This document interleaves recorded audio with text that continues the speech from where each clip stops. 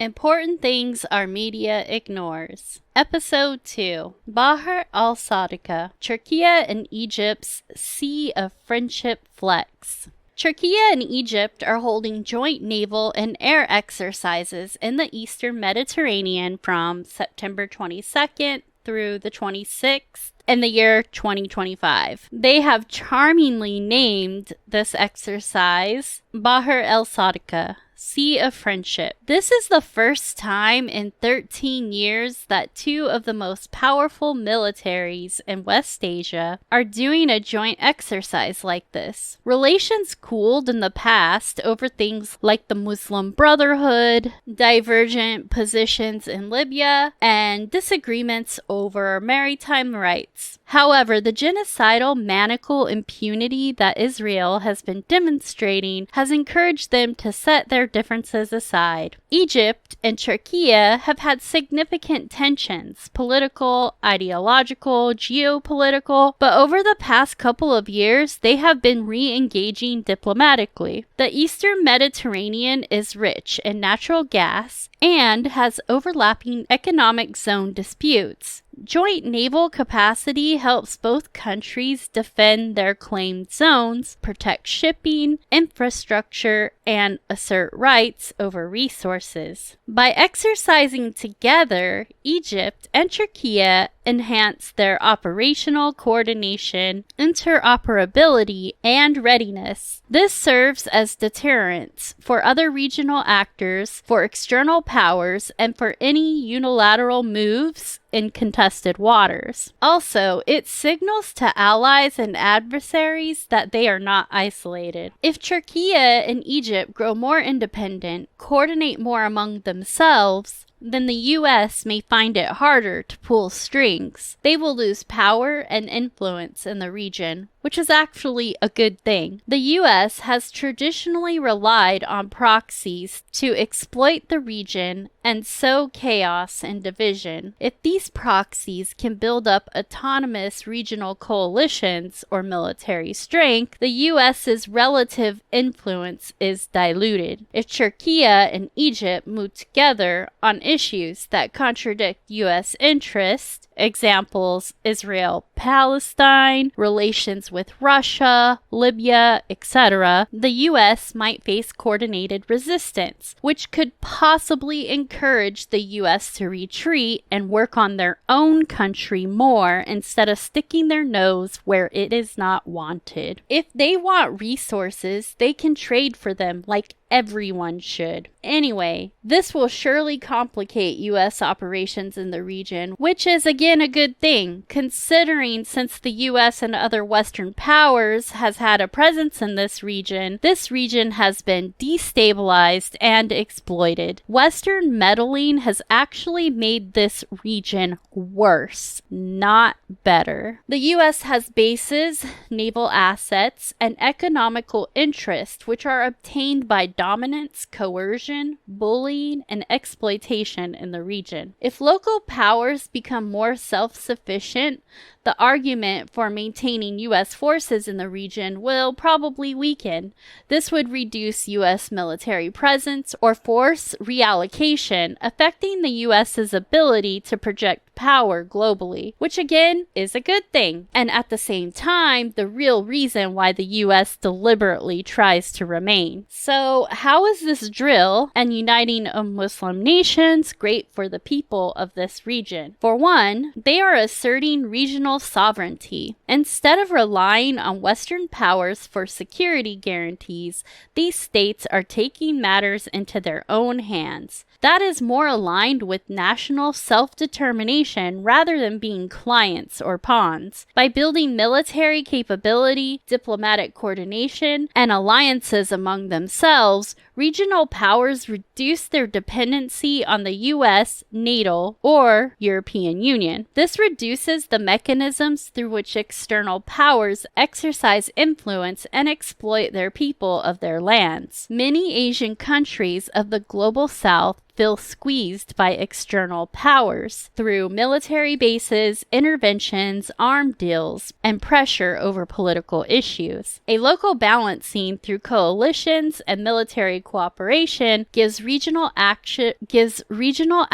more room to maneuver. Maritime resources, gas, oil, offshore infrastructure are strategic assets. Securing them independently means more control over revenue, less exploitation, and fewer concessions to outside states or multinational corporations under Western influence. For leaders in Egypt and Turkiye, asserting themselves regionally enhances national prestige and internal legitimacy, which puts them in a better position to advocate for the people in the region. If more regional powers form cooperative security architectures, there might emerge an order less shaped by Western imperial legacies. However, do not automatically assume that this means anti-American hostility or that Egypt, Turkiye intend to sever all ties with the U.S. They still have significant relationships, trade and diplomatic, with the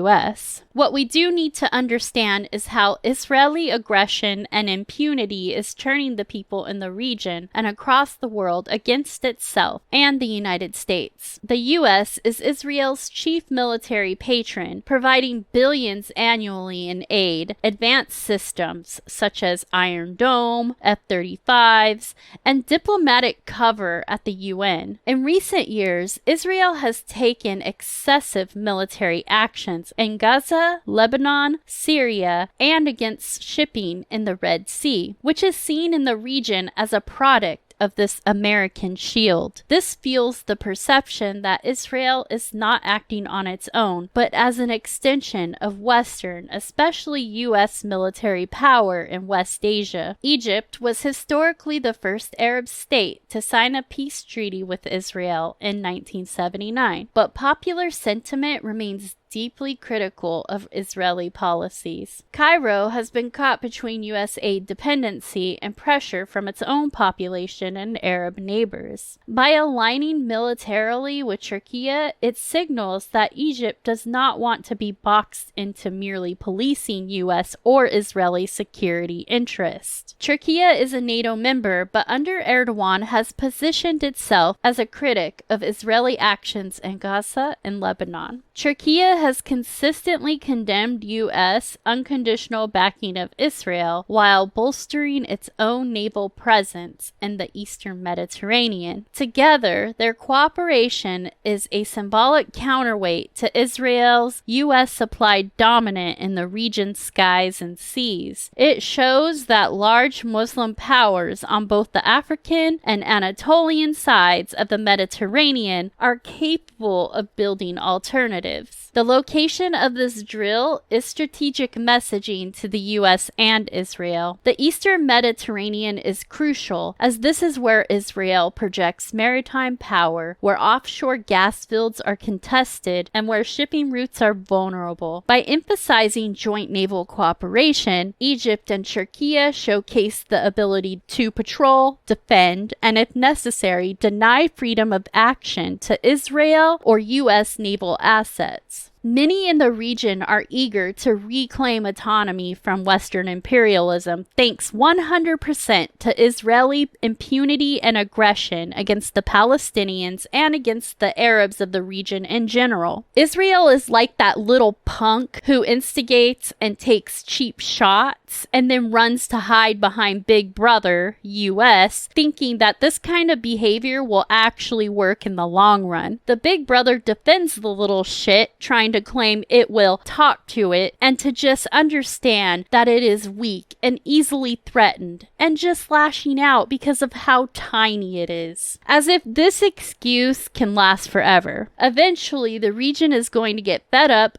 band together, and kick both of their asses. The question is, how long are they going to put up with it before it happens? The truth is, most people in the region view Israel as the last colonial settler project, surviving only because of Western military and financial support. Thus, cooperation between Egypt and Turkiye is not just technical training, it's read as a political statement of resistance. Anyway, this resonates with a wider pattern: Saudi rapprochement with Iran, BRICS expansion, and new defense pacts among Muslim-majority nations, all moves that dilute the West's ability to dictate terms. This cooperation also undercuts the long-standing strategy of keeping regional rivals divided, each dependent on U.S. arms and incapable of forming a bloc. Egypt and Turkiye, setting aside disputes, disrupts that playbook. For Israel, it threatens its plans to colonize more land in Palestine and surrounding nations. Israeli defense planning has relied on fragmented neighbors and guaranteed U.S. support for its survival. If powerful states like Turkiye and Egypt coordinate, Israel faces two formidable militaries at once, both capable of projecting power at sea, which is something Israel fears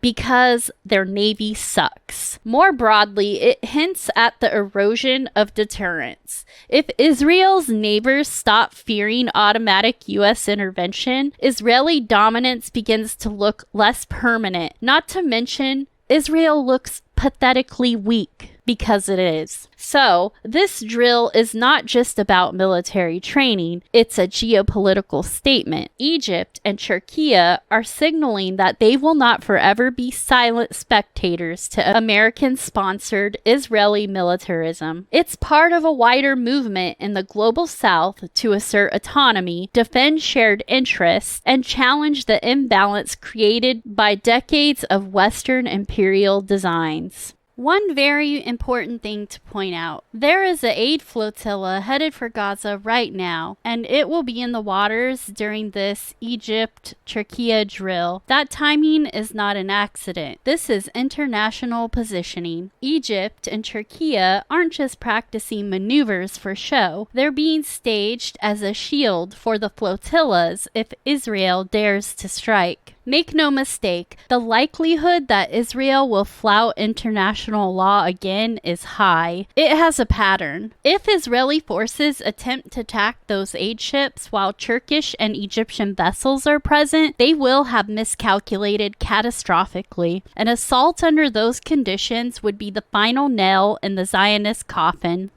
Thanks for listening.